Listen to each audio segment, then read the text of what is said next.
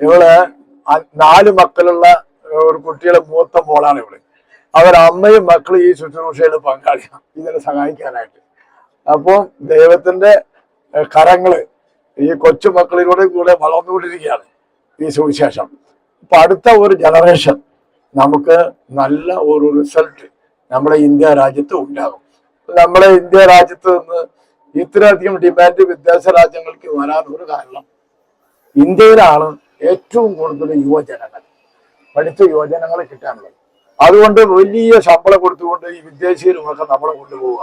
ഇപ്പൊ ഞാൻ മാതാപിതാക്കളോട് പറയുന്നത്, നിങ്ങൾ ഇനി ഒരു 5 എണ്ണത്തിന് 10 എണ്ണത്തിന് പെറ്റ് വളർത്തിയാലേ ലോകത്തിലെ ഏറ്റവും കൂടുതൽ ഡിമാൻഡുള്ള മക്കൾ നമ്മളായിരിക്കും. അപ്പോ അത്രയും മക്കളെ വിദേശത്തേക്ക് അയച്ച് നമുക്ക് സമ്പാദിക്കാൻ പറ്റും. ഇതാണ് നമ്മൾ മനസ്സിലാക്കേണ്ടത്. ഇപ്പം വടക്കേ ഇന്ത്യയിൽ പല സ്ഥലത്തും കുടുംബാസൂത്രണം മാറാൻ ഉപയോഗിക്കാത്ത കുടുംബങ്ങളുണ്ട്. അവരാണ് ഇവിടെ വന്ന് ജോലി ചെയ്ത്